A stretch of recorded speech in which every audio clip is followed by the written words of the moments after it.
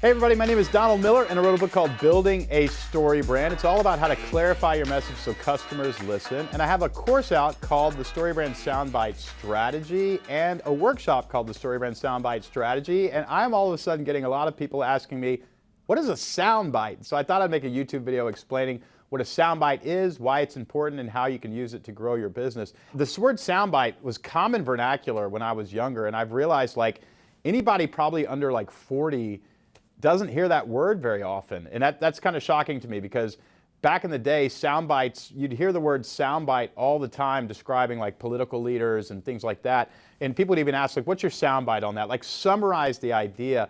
For me, a soundbite was how I grew up. And I actually have a book coming out called the StoryBrand Soundbite Strategy.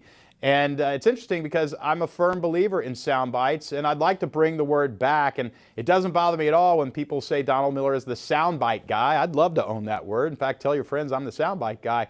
Why do I believe so strongly in sound bites? It's this: words are your most valuable business asset. After you have a really great product, the only thing that's going to keep you from selling that product is if you use the wrong words. If you use the wrong words, it's going to keep you from being able to sell that product. What are the wrong words? High cognitive load messages. What's a cognitive load? It's how much a word weighs. What do I mean by that? I mean when I use words to explain something, how much am I making the person have to think in order to understand what I'm saying? And the more they have to think, the higher the cognitive load of that message, and the higher cognitive load, the less gets sold. Less people adopt your ideas when you make them sound complicated. A lot of people want to try to sound smart because they want to position themselves as the authority. That's a mistake.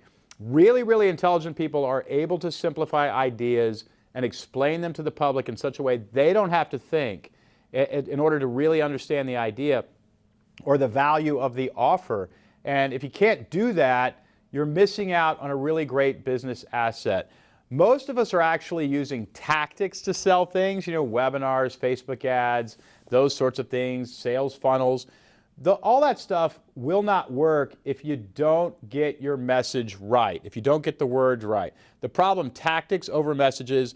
Most businesses change tactics left and right, expecting the tactics to give them better results, but the tactics aren't the problem. The words they're using inside the tactics are the problem. And what you actually need are sound bites. So, what is a sound bite? Here is my definition. A short, repeatable phrase. Short, repeatable phrase that expresses your core message. What is the core message you're trying to communicate, and can you get it down into a short, simple, easy to understand sound bite? It's easy to remember. It sticks in the customer's mind. Why? Because they understand it. And it becomes the anchor for your entire brand. Some examples are, you'll like the way you look. Built a $2.8 billion brand for Men's Warehouse. And the happiest place on earth made me want to go and take my family to Disney World. Just do it was Nike's tagline. That's a soundbite that appeals to people who are action-oriented, not complainers, people who get up and move, which is the product that they sell to help you do that. Because you're worth it is L'Oreal, right? Trying to increase your self-esteem. Melts in your mouth, not in your hands. Have you ever heard that tagline? M&M's. The reason that you want short sound bites is that they are repeatable. And repetition works, according to brain science, in order to get your offer lodged into the mind of the body politic, lodged in the mind of the masses. You want your message. Repetition equals familiarity, and familiarity equals trust. The more somebody hears that tagline, the more familiar they are and the more likely they are to trust you. Repetition helps encode messages into the long-term memory of the people that you're talking to. Speaking in clever language, nuanced language, sophisticated language does the opposite. It does the opposite. Now, let me explain to you. If you write a book, you can write a book that has 500 pages. You can get clever and sophisticated and nuanced all day long. There's nothing wrong with that inside the book. However, nobody's going to buy the book unless you can put a short, simple statement on the back of the book that explains what's in the book. We're talking about the statement on the back of the book. We're not saying it's wrong to write a book. We're just saying the rules that apply to writing a book do not apply to the sentence on the back of the book. You need short, simple sound bites in order to pique somebody's curiosity, to get them to want to be enlightened. And in most business cases, That's what they're missing. They're missing the short, repeatable sound bites. So what's the science of effective slogans and sound bites? Research shows that concrete and emotional slogans equals stronger memory encoding. Business impact is serious. Repetition and brand recall. Repetition increases brand recognition, message recall, customer engagement, and customer loyalty. So all this translates into an increase in sales and a much more strong, enduring business. What makes a soundbite actually work? A great soundbite is short, needs to be sticky.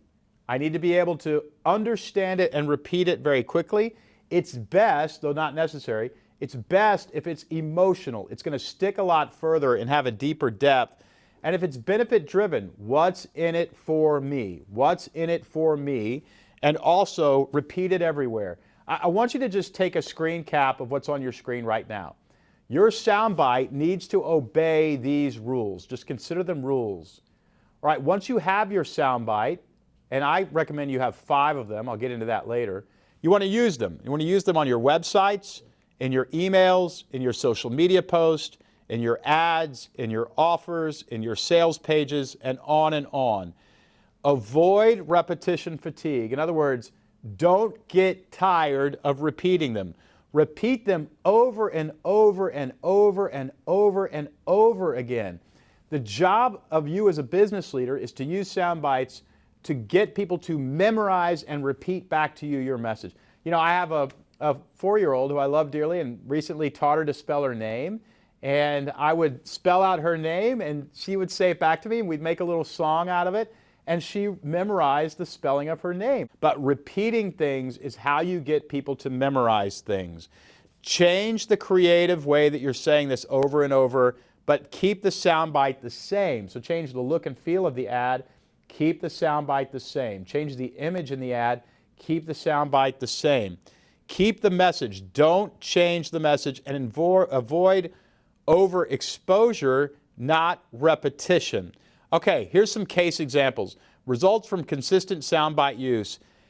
Studies show that you get a 30% increase in brand recall with repetition of the use of your soundbite, and an 18% higher lead conversion with the repetition of your soundbite. So what do you want to do with this video? First of all, audit your message. Are you using repeated, sticky, memorable sound bites that are benefit driven? If you're not, cross those words out, come up with your sound bites and start placing them inside your marketing collateral. Choose your sound bite, right? Choose the sound bite that you're going to use to replace those words. Deploy it everywhere and learn the full framework inside of my course. My course is at StoryBrand.com. I teach you to write 5 sound bites. By the way, if you want to get soundbite suggestions and soundbite wisdom and have me transform you into a soundbite specialist and an effective communicator that people listen to and follow, go to weeklysoundbite.com. I've got a free video that I send people once a week that is an example of a soundbite strategy for a brand or a specific product, B2B, nonprofit, internal messaging campaigns.